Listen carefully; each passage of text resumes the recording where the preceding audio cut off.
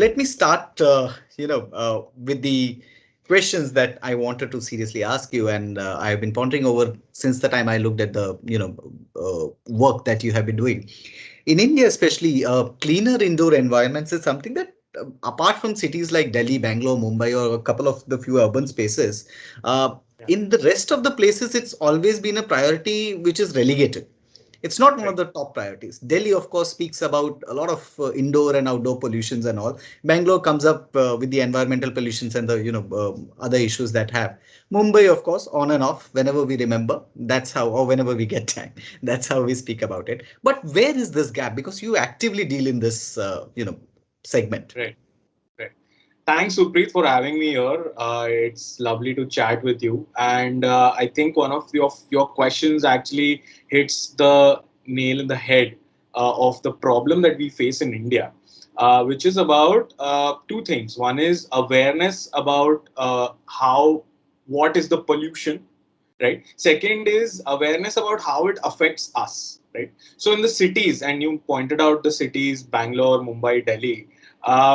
Delhi in particular, we said that it has a great response to air quality issues. We have to understand how the media covers it. So whenever you ask anyone, so if I have to speak to someone in Mumbai, and I tell them, hey, are you aware of how bad your indoor air quality is? So I get the question, but isn't that a Delhi problem? And this is a media perception thing, right? So when media covers Delhi a lot because of whatever reasons, but when they focus on that one city, the perception is that that problem is faced just by that particular city, right? So even in Delhi, when do you notice the talks about air pollution in the media? It's right after Diwali. It's right when the winter starts. So there is a perception in Delhi that the winter season is a bad air quality season, and the summer season is a good air quality season. It's because they can't see it, right?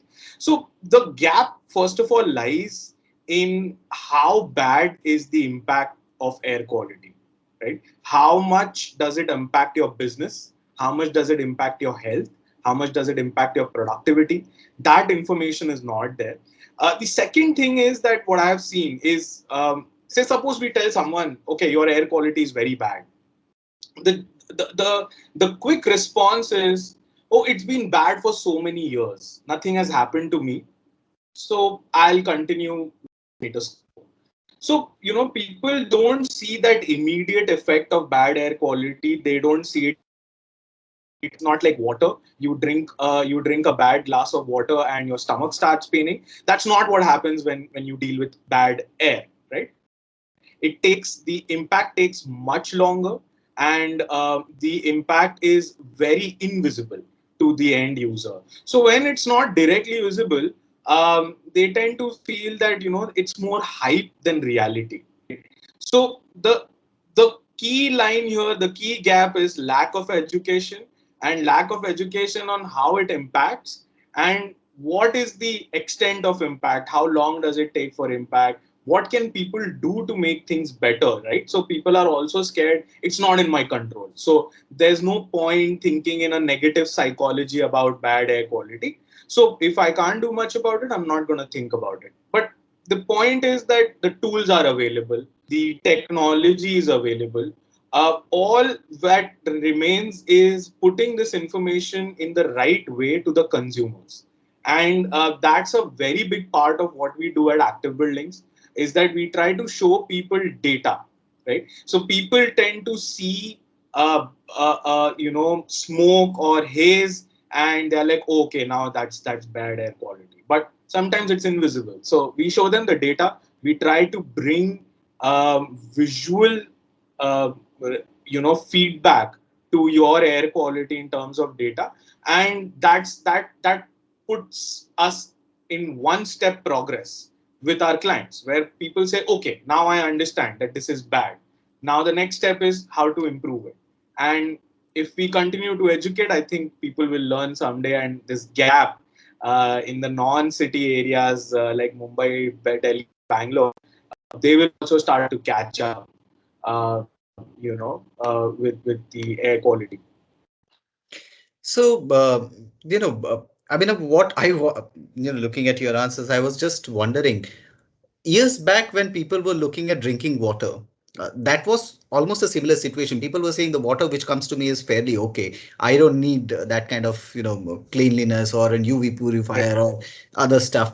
It took the industry a lot of war footing kind of a marketing spends and everything to make them believe that it's necessary, and now it's something like people believe it's very, very important, Yes. Yes. right? Absolutely. Absolutely. So does indoor air quality, all the players and brands who are in this space of clean air within your home need to come together and do something about it where people realize it's pretty serious? Absolutely. I think it's important for people to come together, the industry to come together and talk about it. That is definitely what the industry owes the people. That you should educate your clients more and therefore increase the awareness and therefore the market. There is another angle to it. After you had a lot of waterborne epidemics like jaundice, like cholera, the government started talking a lot about bad water. What is potable water? The concept of potable water did not exist before choleras and the typhoids, right? Now, COVID being airborne, the pandemic that we've spent the last 1.5 to 2 years, when people realized that bad air quality or staying indoors with the virus is it's a high risk situation. Now people have started to look into things like, oh, what's my fresh air, how much is my CO2 levels, what is the amount of aerosol or indoor air pollution in my home. All these things have come to the forefront directly because of a pandemic. So it's also like the pandemic in a way has opened people's eyes to air quality, and we are seeing that people are now far more aware that this is a problem. How is it a problem? How to solve it? That is still not out there. I have also seen that government of India in May released a guideline of how fresh air needs to be brought in, of how exhaust needs to be used, how they need to monitor certain things in your indoor air. And I think the industry can do, and companies like myself and other players who are there should take up this information that is given to them by the government and then do everything in their power to educate them. That is very important. It will work on both sides, from the government and from the private industries, to help educate their masses how this problem is similar to water. I take you as an facts person, and I'm pretty sure you might be able to tell some stats also to people that what is the gravity of the issue with respect to indoor air pollution. So people have this belief that it's much worse outside, much better Right. inside. Do you have some Right. stats to say otherwise? Of course. I mean, one very well known stat, and this is something that we've proven time and again, is that indoor air quality is at least 2 to 5 times worse than your outdoor air. So if your outdoor air is great, okay, if it's impeccable, it's clean, your indoor air is still going to be bad. And I'm going to come to the reasons and come to some more numbers around it.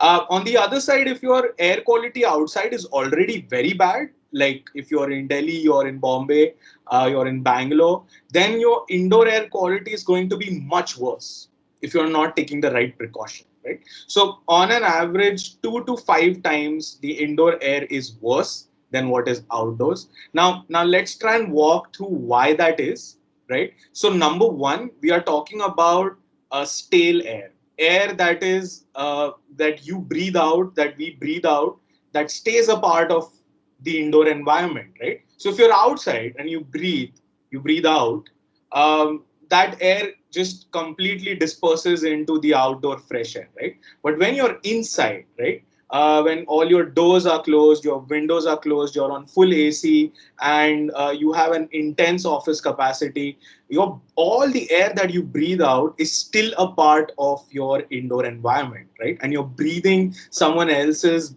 air again, right? So that is the number one cause of why indoor air quality is always bad no matter what, right? The second side is that when you're trying to when an AC is switched on, you try to introduce outside air slowly and steadily. Okay, so if you have a centralized air conditioner, right, a lot of offices, all your hospitals, your cinema halls, all of these are centrally AC, like centrally ventilated, right? They have a central ventilation involved, which will take a little bit of fresh air from outside, right?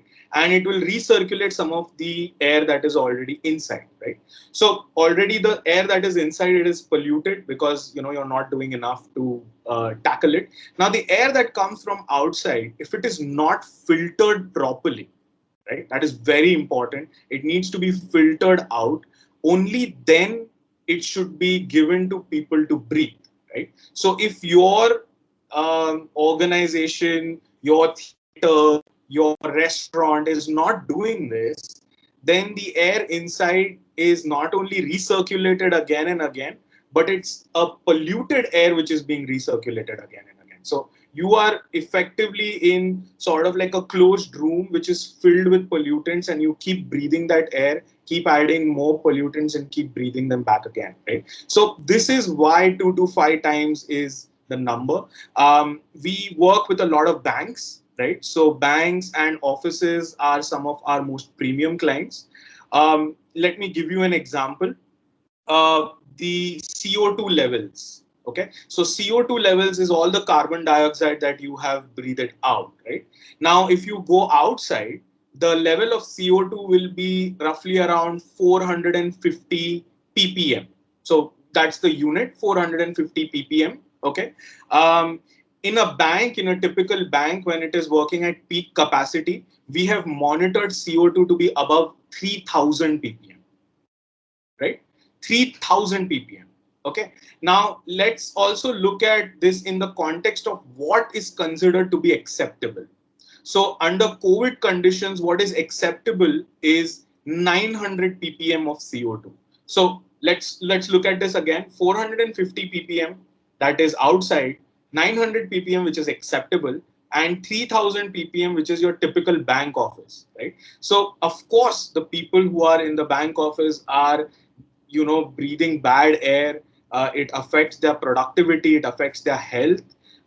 It gives them headaches, it gives them nausea. All of these are very, very, very typical outcomes of bad indoor air, right? If you've been in a meeting room for way too long, you know what I'm talking about. You feel lethargic, you can't focus. All of this is because you're breathing the same air that you have breathed out, right? And that should give people some idea, of this major problem, which is a silent killer, which is CO2. And Mm. it's not because of any industry; it's because people are breathing out air, right? And not enough fresh air is being put in.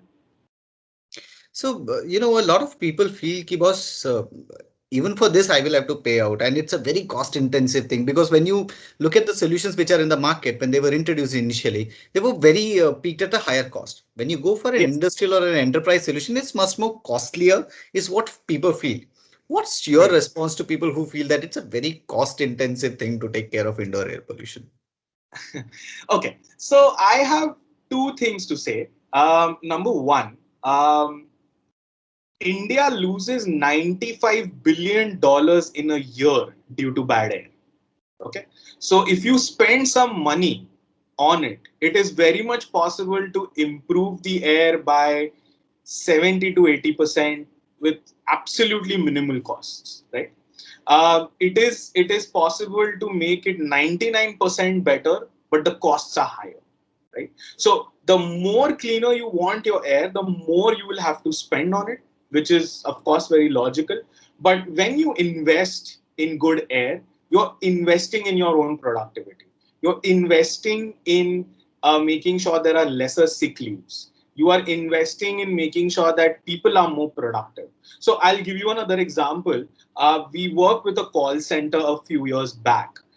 This was a call center that was in one of the properties of Godrej and was leased out by someone. And they wanted us to monitor their indoor air quality and tell them what can we do to improve. And we gave them a report which said that your employees are breathing very high polluted air indoors, And what you can do is we'll give you a schedule. Okay, so we give them a schedule that on these times of the day you should introduce more fresh air. So in a typical day, if you are putting some amount of fresh air, increase that fresh air early in the morning, or say at 10 to 12 p.m. when people are coming in, right? Just make sure that there is good amount of fresh air, and we gave them the schedule in such a way that it does not affect their electricity bills a lot, right? That is where your question is it costly, right? So we gave them a solution that it is possible to improve the air quality and not increase your bills by a lot, right? So maybe like a 1 to 2% increase. But what they noticed was, and in that call center, after doing this for a month, after putting more fresh air for their employees, they saw that the number of people that were taking breaks in the evening, or in fact, they also were able to see that the discipline consumption in their particular office reduced by almost 20%, about nearby 20%. And this was because people weren't feeling that kind of a headache, or that irritation in their body anymore. So they weren't going out, they weren't taking as much discipline as they used to. And this is a way to say that yes, I have actually improved my productivity. My employees are going to be putting a little bit more productive time in their work, and my environment is conducive to that. So number one, your investment is always going to work on your productivity. It's not a saving. It is, in improving the capacity to work. So always look at indoor air quality from that perspective, right? That it's an investment to your health. It's an investment to your productivity. The second thing that I want to say is that it is very much possible to make some improvements in air quality without any cost. Now, an example of this. Sometimes in meeting rooms, the meeting rooms, as I mentioned earlier, if you spend a lot of time in the meeting rooms, you feel very lethargic, or you feel nauseous, and there is a reason for that. Meeting rooms are made to be airtight. They're made to be in a way that sound cannot go out, right? Or you can't see those people. So it's definitely made airtight. Maybe the rest of the office has a lot of fresh air, but it's very much possible that your meeting rooms don't. Sometimes just keeping your door open, or having regular window or doors open, bringing in some cross ventilation, all of these are free ways to improve your air quality, right? You can also invest, or you can also think about your filters in the right way. Now, another example, it's a live example that we worked on. One of our clients was an international school. They reached out to us saying that we want to monitor our air quality, understand what's going on. We gave them a report. The report was not very great for them, and they said, hey, how can the air quality be bad? We've put some filters, we've put state of the art systems here, we've spent a lot of money. And so I just asked them, how quickly have you changed your filters? They said we haven't changed the filters since 2 years that we've put this system. And that was immediately a red flag. So when we went there, we showed them what to do with their filters, how to have reusable filters, what kind of filters would work best in their environment, and a clean filter is an efficient filter. Now these are things that are, I wouldn't say that our current ecosystem doesn't know about it. They, of course, they know about it, but they are dealing with so many things at the same time that some of these things are put slightly lower in priority. So what we do is we nudge them. We tell them that, I think your filter needs cleaning, and you need this kind of a filter which is slightly better. So without any change in costs, now your air quality is improved by 30 to 40%. Right? Now, if you want to increase that number, of course, some investment is required. But the point here is that simple improvements can be done without any additional cost. So, why not do that? That's going to affect you in a positive way. So definitely do that, and, try and talk to your people more on what can be done to improve your ventilation. Okay, I Yeah, I also saw that you use a lot of sensors in your solutions to understand. Yeah. So could you, in brevity tell people how does your system works and what do these sensors, gauge? And you also spoke about the visual of, visuals of how people can perceive that whether the indoor air quality is better or worse. So how do you do that? All of those things. So we monitor something which is very basic and very common across all properties. Across any indoor environment, a few parameters definitely need to be monitored, and they fall into three broad categories. The first is thermal comfort. How is how is the thermal comfort of your environment? This includes temperature. This includes percentage humidity, and sometimes it also includes the airflow and the direction of the airflow. Then you have particle pollutants, which is your aerosol. So a lot of discussion is now going around airborne transmission and aerosols. So these aerosols are what is also known as particle pollutants. The other name that our audience and we have heard in media is PM 2.5 and PM10. So PM stands for particulate matter, and 2.5 is the size. So you have different types of particle pollutants like PM1, PM2.5, and PM10. So a sensor monitors all of that. And then there are chemical pollutants. So chemical pollutants are, one is like CO2. CO2, what is generated by humans in indoor environments. And the other chemical pollutants are called as organic compounds, volatile organic compounds, also known as VOCs.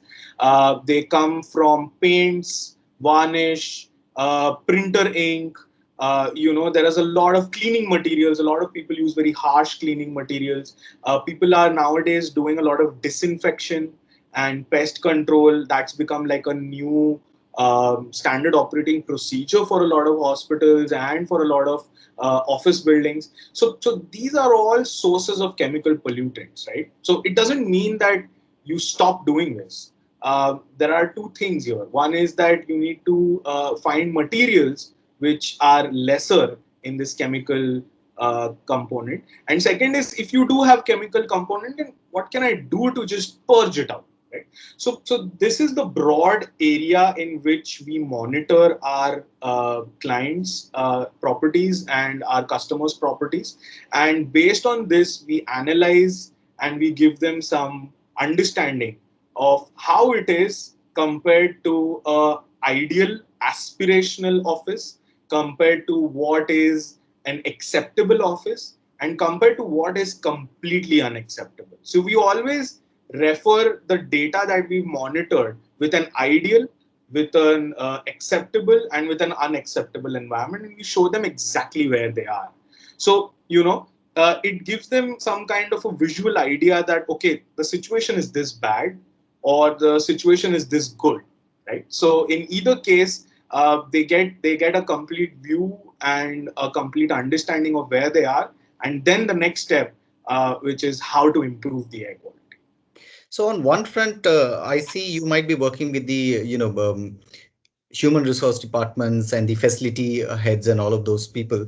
On the other hand, I see this there is a huge market where you could be speaking with the architects and the interior designers right when they are designing the buildings, because many of them would love to do it at one go and then move forward and then have a study or an analysis later in the time to see how different has it been because this started right at the front. So are you working with architects and interior designers on this? So we do work with architects and designers from time to time. There are very different ways in which we've engaged with architects.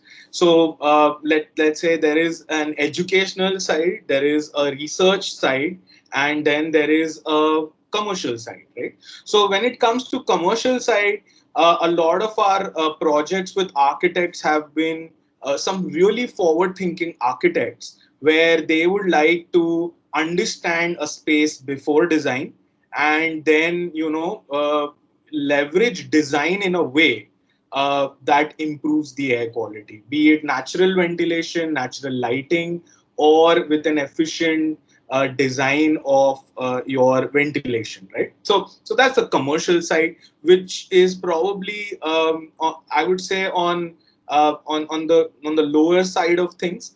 Majority of our work happens with research and development academia. So we worked with CEPT University out of Ahmedabad, which is one of the most leading universities in India for architecture and urban design.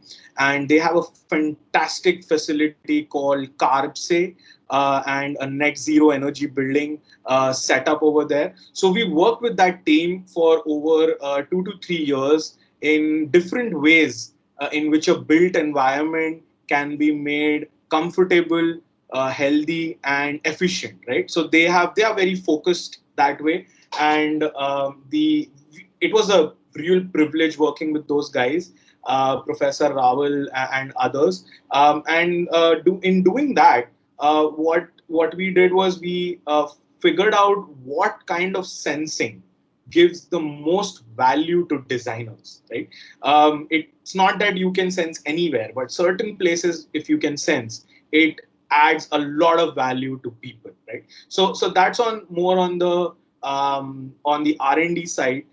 With educational, we've been very lucky to work with universities and master students who are evaluating designs. So evaluating naturally ventilated designs, evaluating places, extremely crowded places like Mangaldas Market. There was a master student that had done a fantastic job of studying that place. Right now, that educational series also helps us understand what is the kind of questions architects face when they do their design. Commercial is when we work on commercial, we are dealing with a lot of what is the present state of thinking.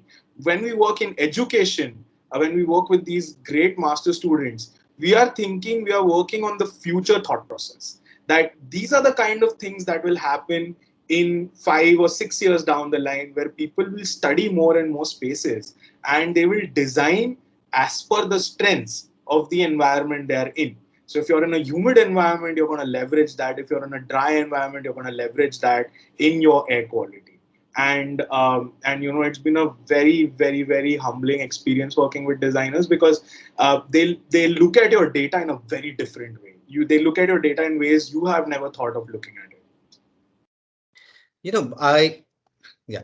So I saw OcuCare. I read a bit about it, and it's an interesting solution that you have in the current time where social distancing is very critical tool. People are speaking about, there's a new segment of consultants who have come on board, and we realized it during the COVID, who are known as social distancing consultants. So they will actually go and consult companies and tell them how to keep social distancing, maintain social distancing.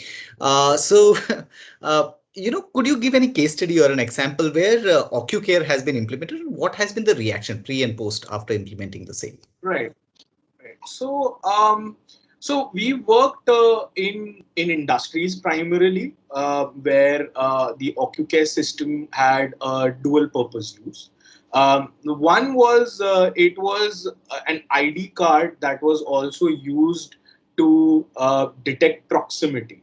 So it's very important, right? Like to make the distinction here, we are not tracking people's position, right? We don't want to know if you are in this corner of the office or that corner of the office. All we want to know is how much are you in proximity with other people, right? So in industries and factories where people have to move from one place to the other, they're doing their work, they're probably carrying some object from point A to point B. In any of that time, are you in a proximity from some other people?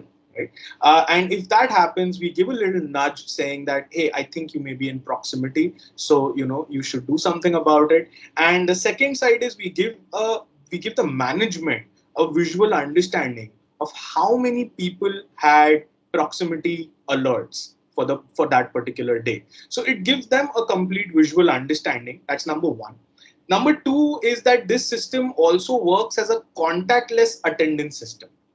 So again, this is very important because attendance system pre-COVID, a lot of them were fingerprint or biometric based, right? Hmm. Now, while that is great, right? That has its advantages. In a pandemic that spreads through droplets and spreads through surfaces and air, having biometric based systems are sort of detrimental and a point of concern in an environment. If you have everyone touching the same fingerprint sensor, that's a point for concern. So these systems also doubled up as contactless attendance system. So in one go, you now have a system that helps you keep proximity at bay. Second is that it helps you be contactless attendance as well, right? Now, along with that, we added the third layer, which is temperature hotspots. So at entry point, after COVID, a lot of people started collecting temperature data, right? Yeah. You started having the guns, and people were looking at the guns and be like, okay, you can enter. But not recording that data is a severe loss of your capability to predict hotspots, right? And this is very important, right?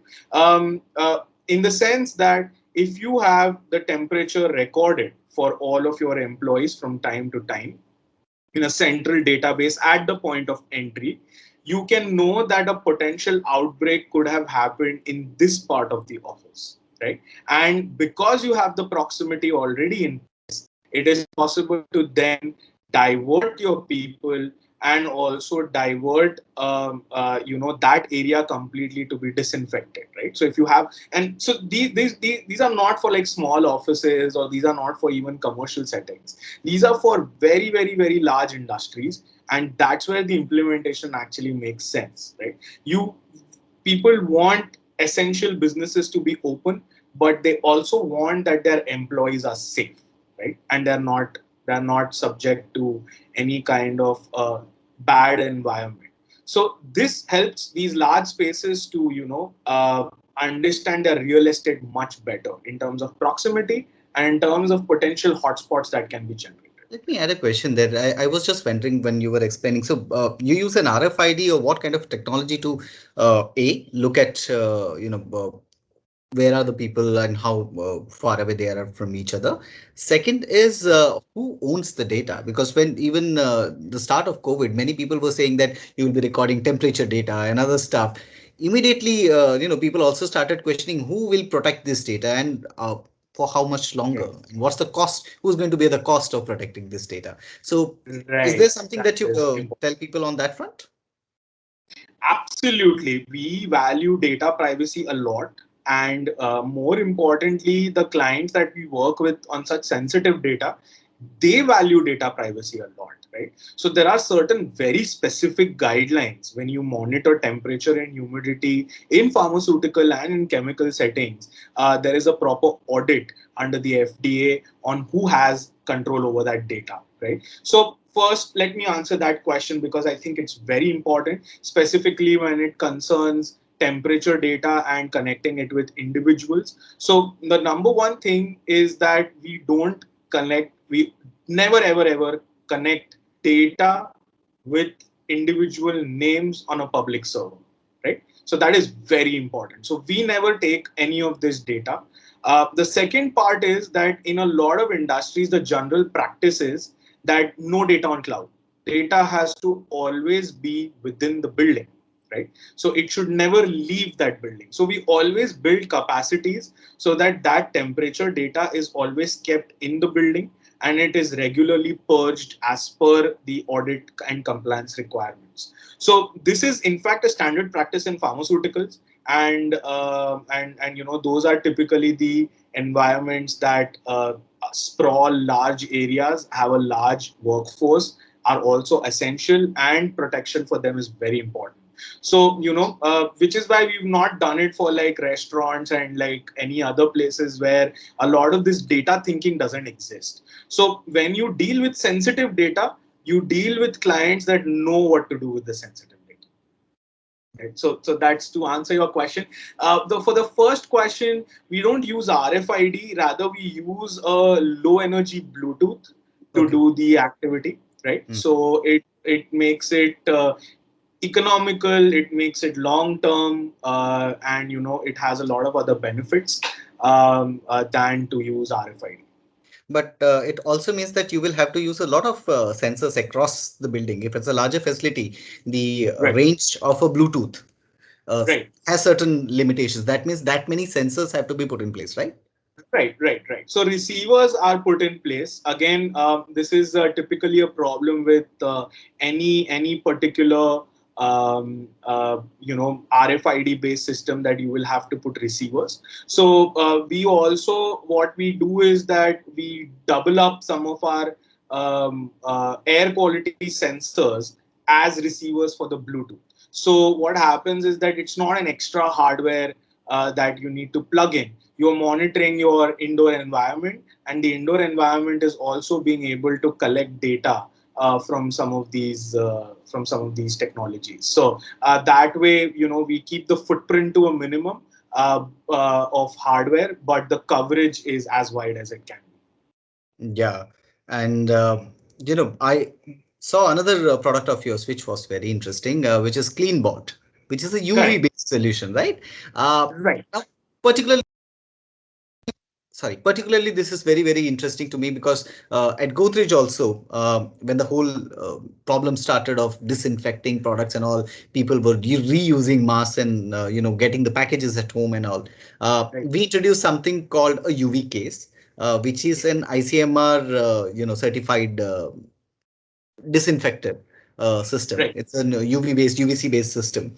But what we found at that point of time was even before people had certifications or they could look at how a UVC solution has to be used, there were many open solutions which were available in the market. Now, I haven't seen CleanBot and Correct. I don't know how it looks or how it functions, but there is Right. genuinely a concern of photobiological risk when you're overexposing to UVC. Absolutely. So Absolutely. what are you doing? I'm pretty well sure with the conversation that you would be looking at all of those certifications and you will be looking at the health part of it. But what are those, Right. how does your system work? And what are those Right. things that people need to take care also when they are using this open UVC systems, thinking, replacing their general lights with a UVC tube is more than enough to kill the coronavirus or any other virus for Right. that. Right. I absolutely agree. I mean, I've seen so many solutions. I mean, you're talking about a UVC case.